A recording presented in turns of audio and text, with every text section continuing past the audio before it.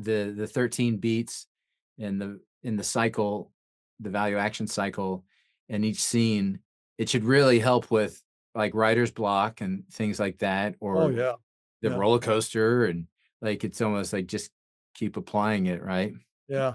So, I claim, no one's challenged me on this, but I claim that if you follow the and this is nothing I invented, but I have to continually remind people that this is not Stan Williams's model of writing stories. This is yeah. I've simply mined the stuff that's been done for 1,000 years.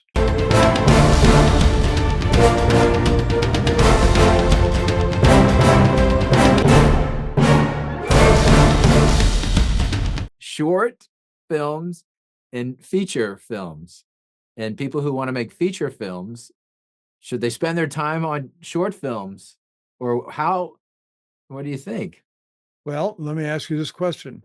If you Okay. want to be an Olympic weightlifter, do you start off with a 500-pound dumbbell? Not successfully. Right. Right. Maybe with a forklift. So, so spending This some other, time on shorts. some of the best filmmakers, Tarantino, Spielberg, they all started out with shorts Yeah. because, Yeah. and not to saying that you have to do that, but it sure does help. You have to understand story concepts. When I help writers break down stories, if we're doing, there are 13 basic beats in the natural law of storytelling as I talk about it. There are 13 natural beats in a feature length movie. In a novel, there are probably 113. And in a short story, there may only be three. So you take, but the beats are all essentially the same or related. In other words, you can take those 13 beats and you mutate them ever so slightly, and you end up with three beats that, for your short, or you take them and repeat them in different ways for different characters in different settings in your novel. The other what's I have a friend in LA who is a screenwriter, used to be a manager of screenwriters, Chris Pratt. His name is Chris Pratt, but he calls himself the other Chris Pratt because it's not the actor. And Chris says, let's see, how do I describe this? Oh, so Chris is a fan of the moral premise and of my story diamond. And the story diamond is simply a graphic way of representing the 13 major beats of a motion picture and giving descriptions to the scenes and the pages between those 13 beats. And those 13 beats are like, well, there's 13 beats. I'm misspeaking here. There are 8 turning points, but there are 13 beats. Okay. So Chris says what most screenwriters miss when they talk to you is that they forget that those 13 beats need to be, this is going to sound odd at first, so I have to modify it. But he says those 13 beats have to be repeated every scene. In other words, you have the 13 beats. It's like writing a novel or writing an essay. You have a topic sentence, then you have the evidence that you present, and then you have the conclusion. And that pattern is repeated in every paragraph. And by repeating it in every paragraph, your whole essay is the topic sentence, the evidence, the conclusion. So in a movie, you can have those 13 beats that are in my general way of talking about structure of a movie. There's just the 13 beats throughout the whole movie. But when you look at an act, that act will have those 13 beats. And if you look at a scene, it may not have all explicit 13 beats, but it'll have 3 or 4 beats that represent those 13. And so you continually, it's like the cycle of values, decision, action, consequence. That repeats consistently, continually in our life and in our character's life. Well, so do the 13 beats or the 3 beats or the 113 beats. And you keep so but so if you start small with a short or a short story it's like starting with 5-pound dumbbells and working up to the 500-pound dumbbells. You learn the basics of structure, so you're then able to take it to the next level and to a longer form. So maybe the point about the 13 beats in the cycle, the value action cycle, and each scene, it should really help with like writer's block and things like that, Oh or yeah, the yeah, roller coaster, and like it's almost like just keep applying it, right? yeah. So I claim, no one's challenged me on this, but I claim that if you follow the, and this is nothing I invented, but I have to continually remind people that this is not Stan Williams's model of writing stories. This is yeah, I've simply mined the stuff that's been done for 1,000 years, and and and and made it available. keeping it in cooperation with natural law. Right. Uh, and in the front of my book and in my some of my lectures, I talk about all the other words and the other methods that people use to tell you how to tell stories, the other story gurus like me. And Yeah. they're all talking about the same thing. And in fact, that's the magic of the story diamond, because the story diamond takes 8 or 9 of these story theories and overlaps them on top of each other.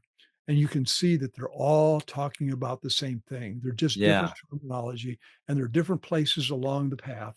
And so that Yeah. if you get stuck at one place, you can just jump over into another track and say, and see a different word and the way a different person talked about that particular point in the story and say, Yeah. oh, now I know what to do. You know, Yeah. so Yeah. you really, and then of course the whole cause and effect thing and the natural law thing, it just really eliminates writer's block. You just, Yeah.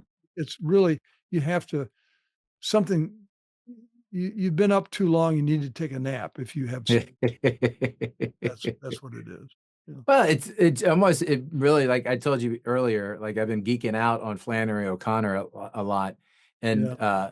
and just the idea of the natural law, the consequences, like in her big thing in her day was nihilism, right?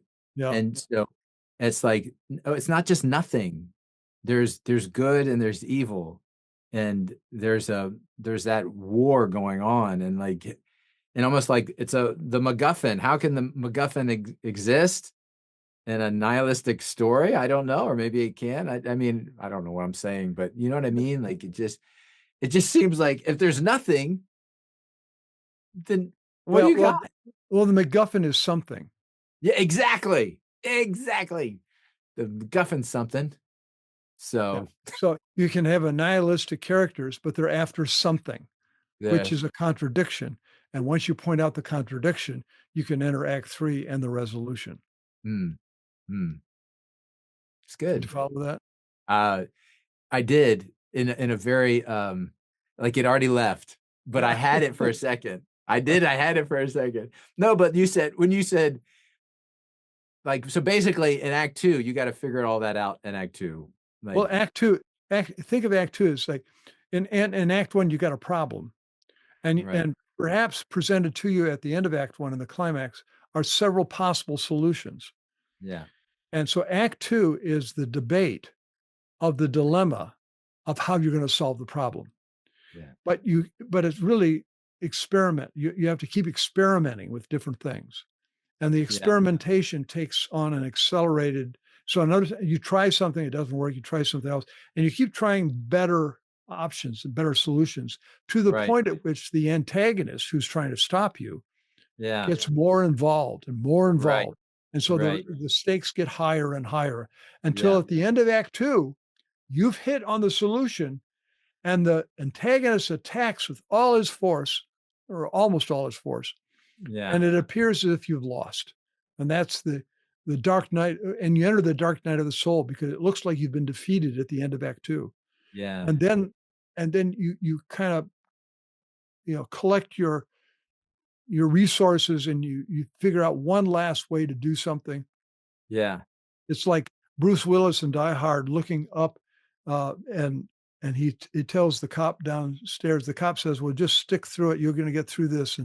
And Bruce Willis' character John McClane says, "Well, that's all up to the man upstairs," referring to God. In other words, my uh-huh, my life is in His hands. But he mm, uses the word upstairs. Yeah. And that causes him to look up, and he realizes that Hans Gruber is planning to escape by a helicopter from the roof of the building. And that Uh-huh. enters act 3. Yeah. That enters the last conflict, you know, and the Yeah, final. that's so good. That's so good writing. So if you'd like to get ahead of this conversation, you can head over to Stan's website.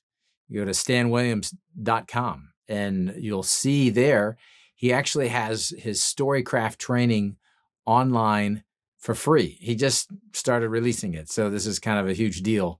I hope you take advantage of it. I've learned so much from Stan. Mark your calendars. It's coming up. We're going to have the Lumen Summit, October 2nd through the 4th. It's going to be in Florida, in Jacksonville. And if you are a Catholic filmmaker, if you're a professional Catholic filmmaker, you're invited. So you can go to lumen.tv to learn a little bit more. Next time I see you, hope to see Christ in you.